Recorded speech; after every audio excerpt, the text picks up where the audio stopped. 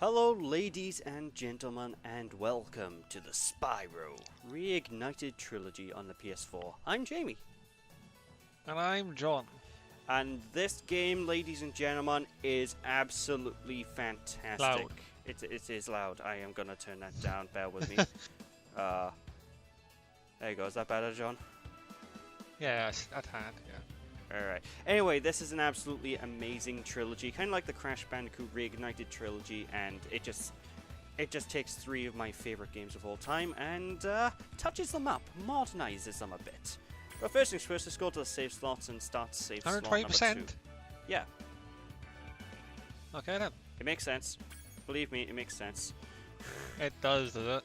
Yep, so as you can tell, it's got Spyro That's 1, not how maths Spyro work. 2, and Spyro 3. Well, 100% is all the game, and the 20% is a bonus level, so... You know. Huh. Anyway, during this playthrough, we will be going for a 100% run, so we will be getting everything in all three games. Oh, good lord.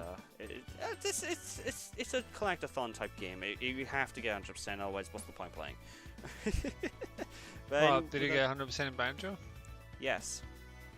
Did you? Yes, I did. I made I specifically can go back sure. and check mine. You can, but I did get 100%. By the way, That was this a music is amazing. Like, one of my concerns with this remake was just the music, and oh, they nailed it. They nailed the soundtrack. Anyway, without any further ado, let's begin with Spyro the Dragon.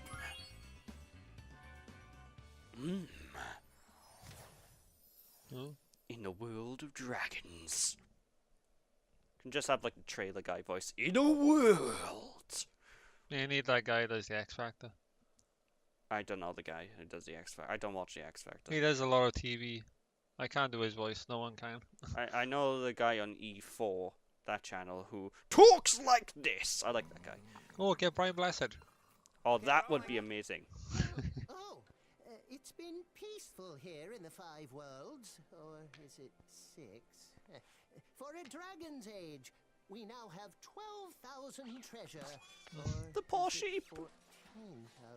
What about this Ganasty Gnorc character? Now, I understand he's found a magic spell to turn gems into warriors for his cause. I'll take that question. Nasty Gnorc is a simple creature. Simple? He has been contained in a remote world and is no threat to the Dragon Kingdom. No threat? Besides, he is ugly. Ugly? Oh, he looks so sad. So basically they bring this on themselves. Yeah, pretty much. And Spyro survives because he's too small to get hit. Looks like I've got some things to do. Just like that.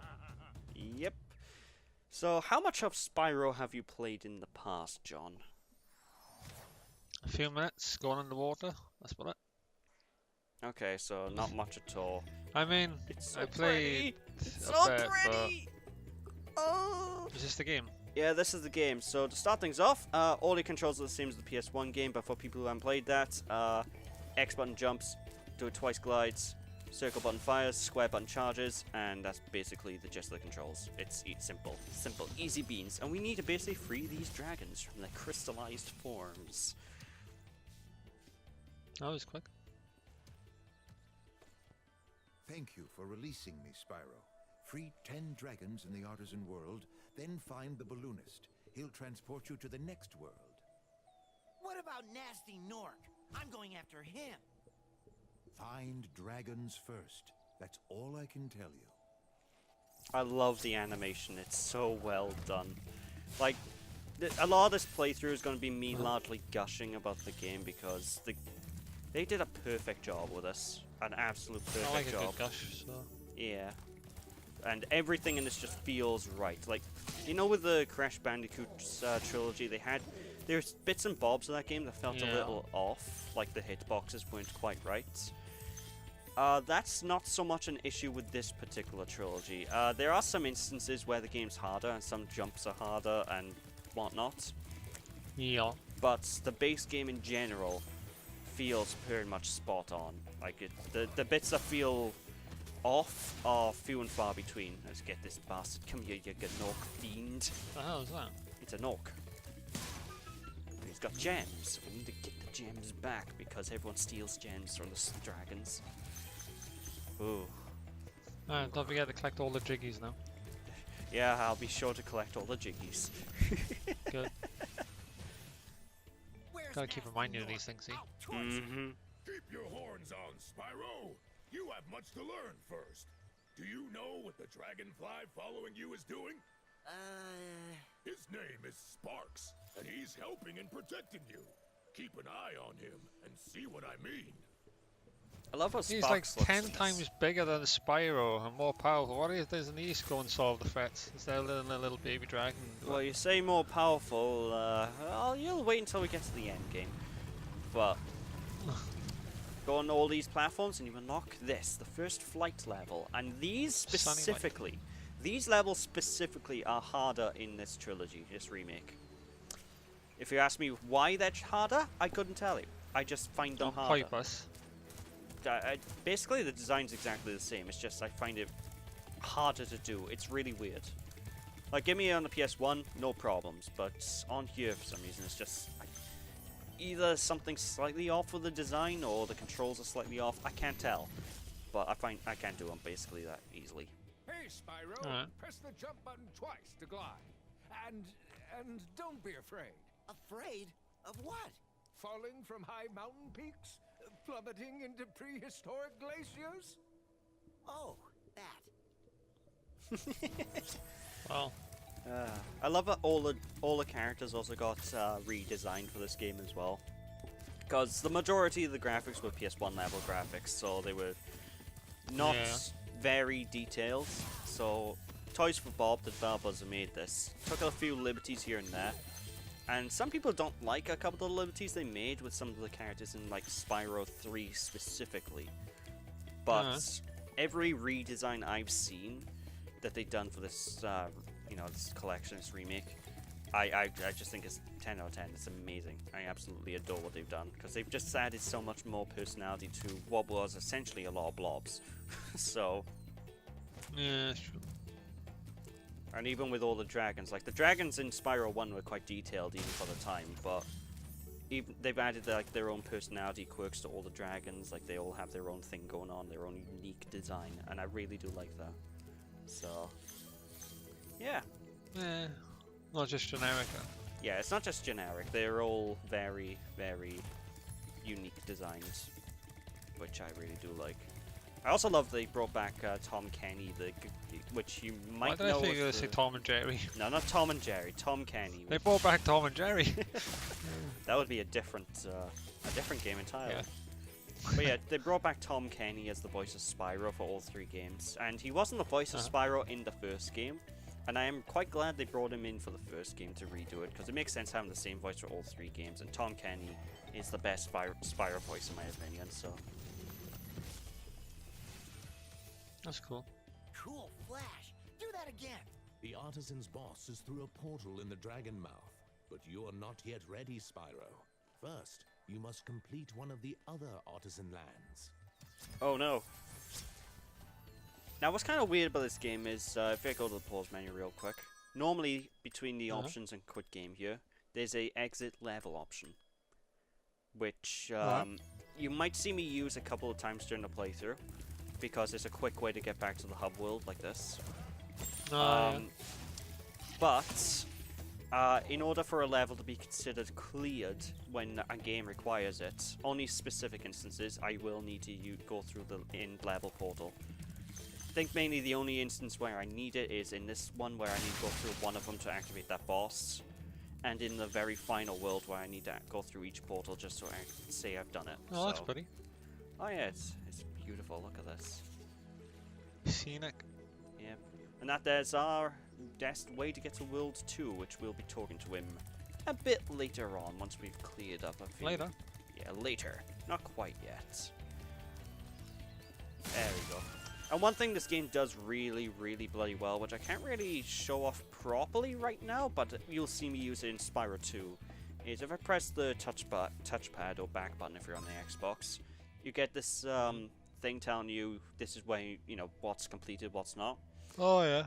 And you can Same as use... usual. Yeah. But what's a nice quality of life change they added to this remake is you can use this to fast travel to any level you've been to previously. So if you need to backtrack like you will need to in Spyro 2 and 3, you will be able to just do it instantly without any issues whatsoever, and it's really handy. Yep, from anywhere. Alright, let's head to the first proper stage. Beautiful. Absolutely beautiful. Cute. Yes. Like I'm honestly 100% impressed with this playthrough. We've only just started. Wow. With this game. It is a good playthrough so far. I mean, we got 10 minutes for fucking up. I mean. Yeah, I hope so. Yeah, I mean that's a good point. But PC dies. Oh, hello. Oh, don't jinx it. Don't jinx it. But yeah, I'm very much happy with this game. It's currently this is up there as a contender for my game of the year, even though it's basically 3 PS1 games again. You know, contender with what though? Yakuza is my other one for game of the year. Yakuza 0, because the Steam release of that came out. So we'll see how things progress with that later on. Let's go down this way first. But yeah, the levels are kind of really well designed in that they're open-ended and linear at the same time. So, you know, it's very easy to explore, if you get me. And not only that, like the base game is easy. Like anybody can play Spyro. It's only certain in parts of this game that get quite challenging, but if you want to complete every level and just get to the end, anybody can do that, and that's one of the great things about it. Like me as a kid could do it, and I'm terrible at video games, especially as a child. I mean, these days I'm not that bad, but when I was a kid, I used to be awful. Okay. Yeah. Anyway, we just picked up a key, and that key can be used to access a locked chest. Question is, where's the chest? Oh, we'll find out in due time. But let's free this guy first. Astor. After you've freed all the dragons, pass through this fancy vortex thingamajigger. It'll take you back to the artisan home. But first, let me tell you a story. No thanks. See ya! That's the kind of attitude I like. Yeah. Like, this game's just full of character. Like, the dialogue is insane, and I think the script is pretty much unchanged from the PS1 game. It just goes to show how good the writing of the PS1 game was, you know? Yeah. Ooh, shiny. Ooh. Oh, yeah. I like shiny stuff. Oh, I'm surprised you haven't played this before then, because fully. This game's full of shiny Not fully, shit. no. Not even sure which one I played now. His color indicates his power. When he eats butterflies, he stays strong, like me. Sure. Well, Looks like you ascended. into heaven. Well, if any of this area looks familiar to you, then you've probably played the original Spyro. If otherwise, you might have played one of the sequels. I'll let you know if anything looks familiar. Alright. That bush. That specific bush looks familiar, yes. I remember hiding that bush as a kid. As a wee nipper.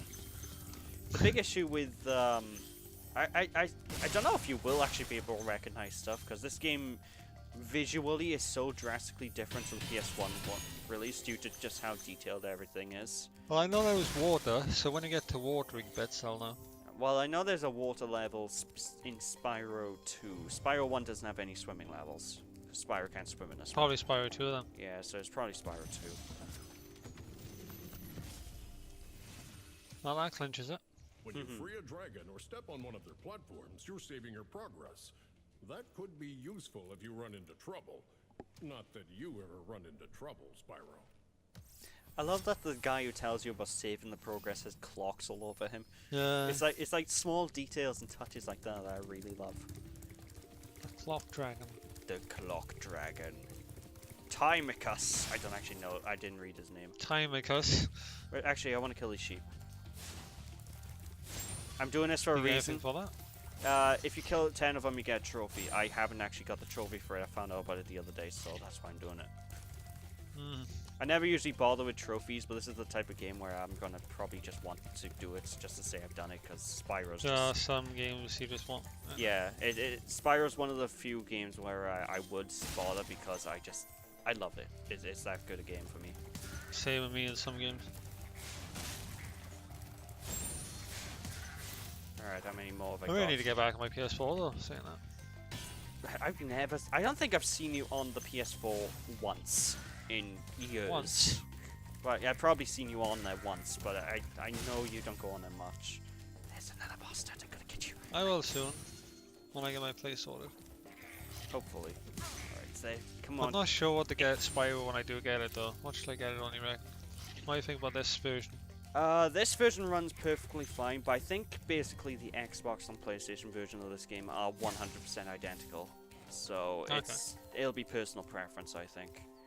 Because there are some minor frame pacing issues, like you might have just saw it there a second ago, which I think that's on both versions of the game, unfortunately. It's not too bad. It's still perfectly playable, but there is a frame hitching every now and then. I'd probably like to get it on PlayStation just for the nostalgia. Yeah, I mean that's a big part of why I got it on PlayStation, and the fact I just prefer the PlayStation over the Xbox, just because the UI is a lot better for me. If you grew up with it kind of flavor. Yeah. Spyro, my friend, how about a hint on gliding? You bet. I thought I was going to say a hint of global warming. What? Press the jump button at the top of your jump. I don't Try know why. pressing the action button to drop down mid-flight. Beautiful. I love how friendly be some the new dialogue. dragons are. What? Aye. Oh, right, Oh, that for would the be some global shit. warming, yeah. Oh, God. They are pretty friendly. Yeah, I really like it. It's actually, Where's the angry dragons? One thing that's shocking about this game as well is that's a good point. But yeah, one of the biggest shocking things about this game is it's an Activision game where we got the full game. No stupid monetization, no microtransactions. They're just like, here's the game, buy the game, you got the game, and I'm just like, I miss this. Why did video games move away from this? Why can't all video games just be, you buy the game, you get the game? I miss those days. I think James Sterling made a similar point in the video he made about the Spyro Trilogy, where he said, basically he just missed it. This game is exactly what gaming was back in the day, where you buy the game, you get the game, you enjoy the game, that's it, and that's all it should be. But yeah, that's going into another can of It was a simple time. It was a simple time. Arguably a bloody better one as well.